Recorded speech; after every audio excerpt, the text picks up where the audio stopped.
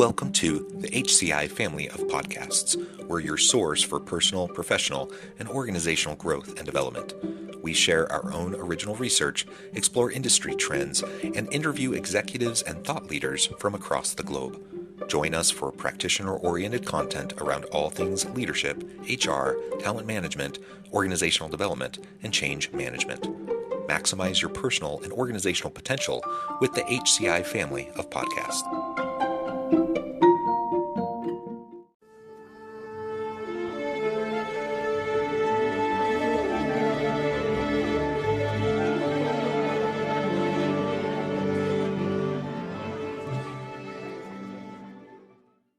Brook Borup, welcome to the conversation today.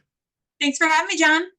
It is a pleasure to be with you. You're joining us from Tampa. I'm south of Salt Lake City in Utah. And today we're going to be talking about, we're going to be talking about building scalable businesses from kind of the lens of an implementation specialist. And that's really where I'm going to start with when we start the conversation, is what that difference is between implementation specialists versus a coach. And we're going to unpack that and try to better understand how to build scalable businesses. As we get started, I wanted to share Brook's bio with everybody. When it comes to automation and delegation for small businesses, no one does it better than Brook Borup, driven by the desire to see small business owners spend time away from their business doing what they love. Brook has developed systems and methodologies to help countless business owners around the world do more of what they love. Whether it's growing your business by passively attracting leads or creating automation sequences to spend less time on marketing, Brook has a back-end tool to get your business moving in the right direction. And there's a lot more I could say about Brook, but I'm going to pause there. Brook, anything you would like to highlight by way of your background or personal context before we dive on in? No, I've been doing this for just over 10 years now, with over 700 small businesses in 9 different time zones. And our goal is just to make sure that business owners can do what they do, love what they do, and eventually be able to exit what they do, and hopefully make some money on the other end. So that's scalable, exitable, all of those things. And that's what we focus on. Very, very good. All right. So let's start then with that first question I teased around the difference between implementation specialist and coach. What is your approach? How would you define those differently? Why is that distinction important, et cetera? Sure. So if you are a business owner listening to this and you have a coach, amazing. That coach works with you on strategy, on goal setting, on accountability, and all of the things that you would typically work with a coach on. The difference is that coaches don't necessarily do, right? So they're going to give you a list of things that you need to go do. You need to have a website. You need to use automation. You need to learn how to use LinkedIn. They might even give you some strategy on how to do those things, but they're not going to do it for you or with you, or teach you how to do it. And so that's the hole that I fill. I come in understanding business. I understand how to scale. I understand how to grow, and I understand how to exit. So my goal is to take the strategy that you build with your coach and actually make it happen so that we can start moving things along, so you can have different strategies a year from now, 3 years from now, 5 years from now. And you've mentioned it a couple times. So maybe we can double click and zoom in on that a little bit, but you've talked about the exit. And I know for many entrepreneurs, that is the goal. Like you start this venture, you have a great idea, product or service, whatever. You start to develop it, you grow it, you get to the point of exit, you sell it or whatever. And now you make money, you're able to go on to your next thing. And that's the cycle. And you hear many serial entrepreneurs who have gone through that cycle many times, lots of different companies that they've been a part of and founded, et cetera. I'm curious though, because I run my own small business and I actually have zero desire to exit. Maybe I will in 20 years, but like right now, I love it. I love what I'm doing. And I really don't have that desire. Maybe you can talk me through that a little bit more. Maybe I should have that desire. Like maybe that's something that's just not on my radar that I should be paying more attention to.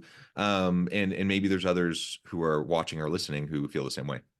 Sure. So scaling a business and exiting a business are the exact same process. So if you actually work to install systems and processes to scale your business, then your business is more valuable when you decide you want to get out. So now I'm the same way, right? I don't think that I am ever going to exit my business. However, if I got hit by a bus tomorrow, my clients are taken care of, my staff is taken care of, my family doesn't have to deal with all of this because it's all taken care of already. Like, we have pieces in place for that. Now, if I get to the point where I want to retire or I want to step back, I want to essentially clone myself and be able to step back and not do as many hours in the business, that is also an exit strategy. Selling your business, succeeding your business to a family member, a key employee, or a child is also an exit strategy. So you should always have an exit in mind. You know, just like you did when you worked in corporate America, because we all at one point worked in corporate America, and we're like, what are we going to do when we leave here? Or what's my next thing? Right. And so your next thing may be another business, like your serial entrepreneurs that you were talking about. But for most small businesses, we're doing what we're doing because we're really good at it and we were taken advantage of in corporate America. Right? That's where I come from. That's where most of us come from. You know, we hated working for someone else. So we said, instead of working 40 hours a week for someone else, we're going to work 90 hours a week for ourselves. That's what we did. Right? But if we can't always keep that up, or we don't want to. How many of you out there have small children and your spouse is not an entrepreneur and they're like, why are you working so much? Yeah. Right? All of those things. So building a scalable business doesn't mean working more. It means doing things more efficiently and understanding who you would hire if you could work more, right? If you had more work to do. So if you are one of those people that are always running out of time, there's never enough time in the day, you want to have more clients because you want to have more money, yet you have no idea how you would service those clients. This scaling process is all about knowing what you need to do as your superpower, and then understanding what other jobs you could hire. I'm not telling you you have to, but what other jobs you could hire, so that we put systems in place to know what that job role entails, to know what the training is for that job role, and all of that. We do it during scaling. So when we come out of our process, you have tools that you're using, you have systems in place, and we do role-based delegation. So during our blueprinting, we're like, all right, so when we hire an assistant, this is what their job is. And when we hire a salesperson, this is what their job is. And when we hire a marketing person, this is what their job is. And every task that we put in the system to remind you to do it in whatever process is delegated to that role. And then right now, all of those roles come to you. But when you hire that assistant, you literally change the forwarding from admin for it currently forwards to John at, right? We're going to take that forwarding off, and now admin at is an email role that is already taught, already delegated. Everything is already there. So instead of having to sit 3-6 weeks with someone and teach them how to do the role, you've already done that once. And if you're a really bad boss, or you don't know you're a bad boss and you always have that turnover, then you only have to worry about doing that once with me. And then from there on out, anybody that you hire comes in, does the exact same training process and has the exact same prompts. And so turnover doesn't have to hurt as bad. Now, we do want to make you better managers and better leaders, but we understand that that's not always a goal. So we do our best to help your future people succeed with you. Yeah, excellent. I really appreciate that framing that you provided, because I haven't thought of exiting that way. But what you're describing is, you know, if I reframe it from my kind of HR change management lens, I'm thinking, how am I building my bench strength? How am I making sure that, like you said, if I get hit by a bus tomorrow, someone else can step in? Like, leaders should always be thinking about those questions. And it doesn't necessarily mean I need to be preparing today to sell my business. it's a natural consequence of you scaling and building your business that it does become more valuable and that you have more people relying on you, right? Because when you start up a new venture, you may be a solopreneur or you might have a few people on your team, you're a small unit. But over time, you have more and more people, their livelihoods rely on you, their families rely on you.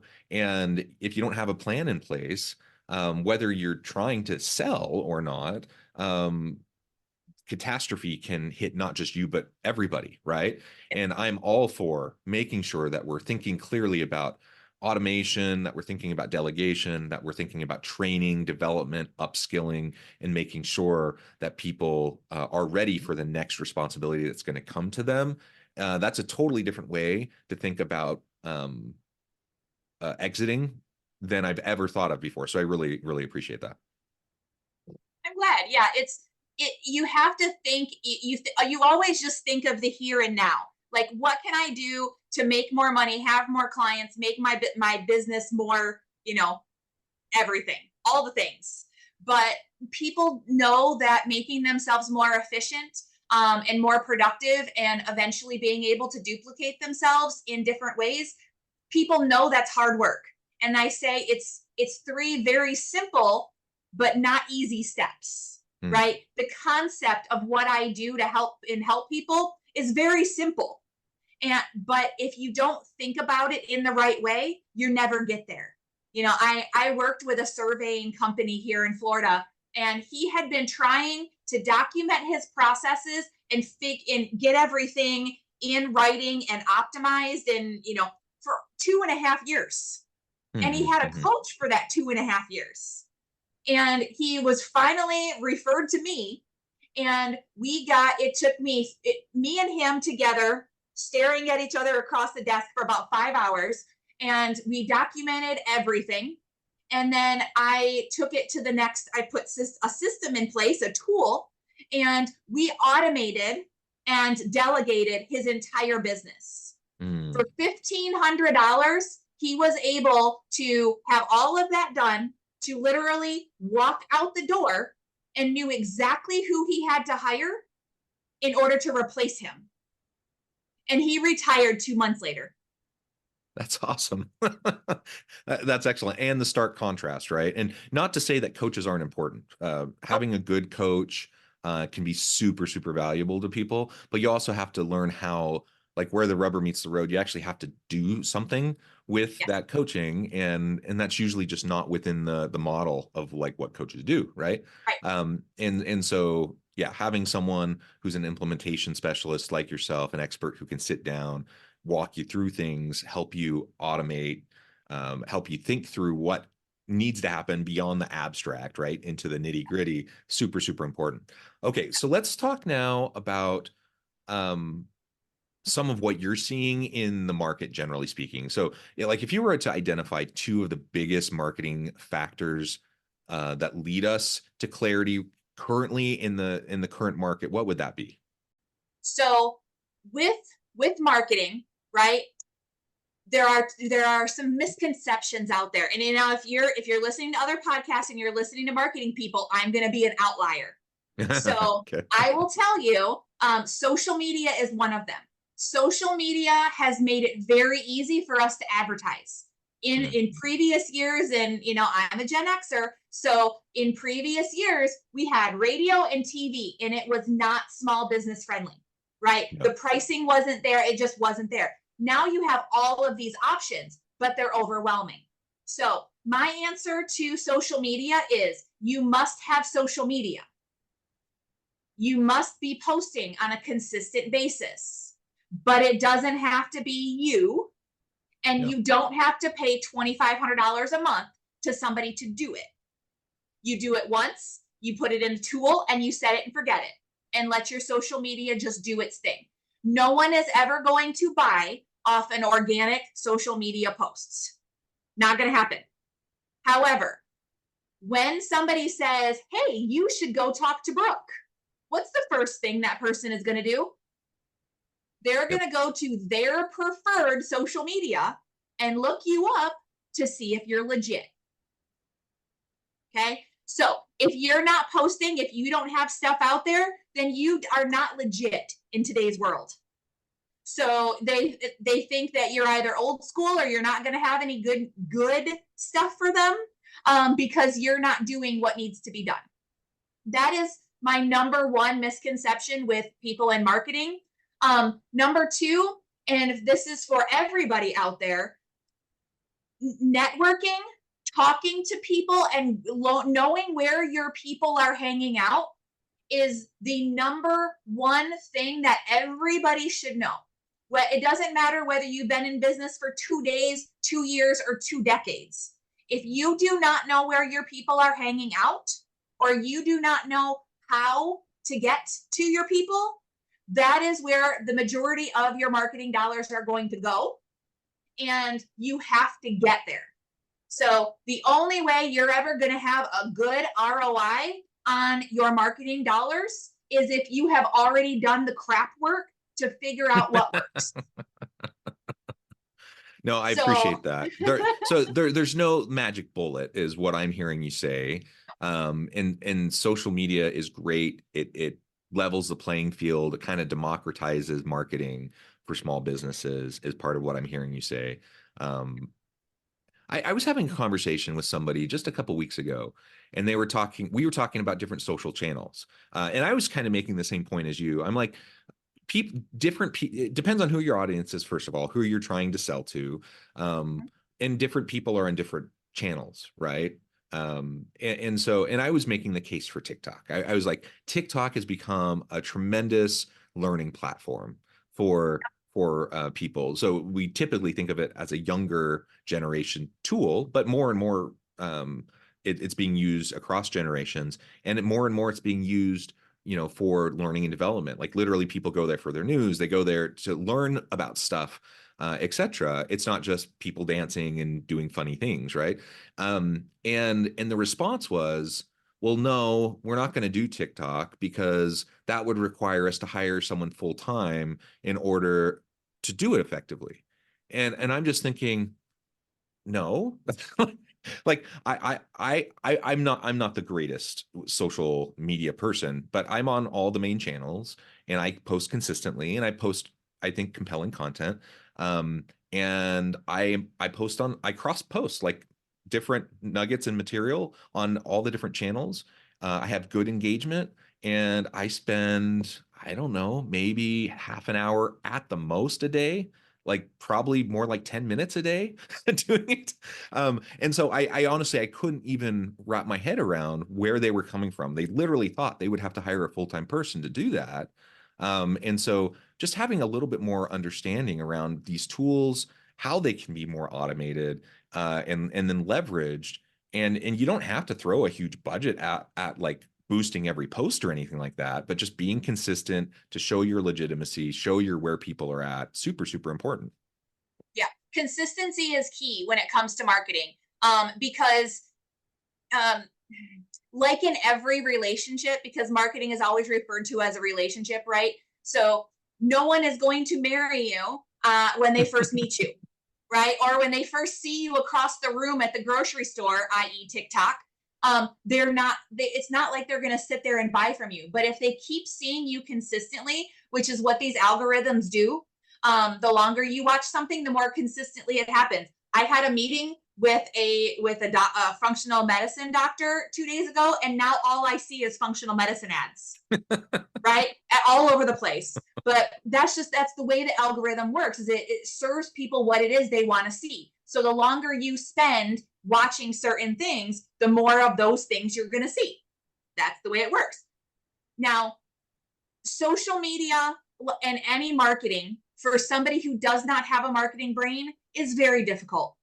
You have to have some creativity. You have to figure out what your level, what your brand is, what your level of professionalism is, and all of that. And all of those things come with dollars attached. So if you are a small business owner and you want to compete with Coca-Cola, guess what? Probably looking at Coca-Cola money, right? That's probably not going to be the place where you're going to want to go unless you're doing Coca-Cola money in gross sales, right? So do you need to be perfect? Absolutely not. To your example there of having to have a full-time person, some people don't have a plan. And I would say the majority of people do not have a plan. The plan, just like a coach, is, I would say, the most expensive part, because you have to figure out what your goals are. You have to figure out where your goals can be achieved. And then you have to play the long game. This is a marathon, not a sprint. And so if you don't have a plan and you don't have consistency in your marathon, you're not going to win. And that's the way that all of this stuff works. So everything that you do in business needs to have a plan, and then it needs to be carried out, and it needs to be done with consistency so that someday the right person will marry you. And in marketing, you want people to marry you every day. You want your phone to ring. You want people to get out their credit cards. You want all of that stuff to happen over and over and over again. We know how hard dating and marriage is, right? Marketing is no different. It takes a long time to find the right people to pay you the right money to do what it is that you do, and to stay around forever and tell all their friends. And that's why the staying around forever and telling all their friends is my specialty, right? That's the operations piece of your business, and making sure that you not only do what you do, but you make everybody that you do it for feel loved, right? And cared for enough that they will go and shout your name from the rooftops. That is where I love to live, because we can do marketing. We can throw dollars at it. We can, figure out how to get that consistency happening.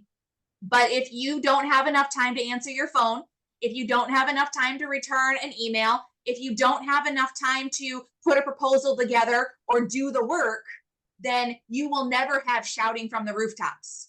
I want every single one of those marriages to move into, I want you, I want you, I want you, I want you. So that you can get to a point in your business where you don't have to spend marketing dollars, because everybody's doing that for you for free. That's the ultimate goal behind every business, and being able to do it at a consistency that makes your business grow. Yeah, I love it. Well, Brooke, this has just been a really eye-opening conversation for me. I know at the time I need to let you go here in just a minute, but before we wrap up, I wanted to give you a chance to share with the audience how they can connect with you, find out more about your work, your team, and then give us the final word on the topic for today. Sure. So you can find me everywhere. If you search for Brook Borup, if you search for my clone solution, which is my company name, you will find everything everywhere. The top two things are going to be my LinkedIn and my business website. So check me out. Feel free to get a hold of me. I have a free 22-minute Ask Anything call where you literally get on with me and say, Brooke, I'm having an issue, and I will likely solve that issue on that call for you. In most cases, I can do that. So then we can see how we can work together to solve other problems and streamline your business. So final word for the day, John, always make sure that you have a plan, that you are consistent in your implementation, and you find the right partners to help you, and they all work together. No one needs to work in a silo in today's world, and no one should work in a silo, because you are always going to be the linchpin as the business owner, and there's always going to be conflict, and you won't know how to deal with it. I love it. Brooke, thank you so much. It's been a real pleasure. I encourage the audience to reach out, get connected, find out more about what Brooke can do for you. And as always, I hope everyone can stay healthy and safe, that you can find meaning and purpose at work each and every day. And I hope you all have a great week.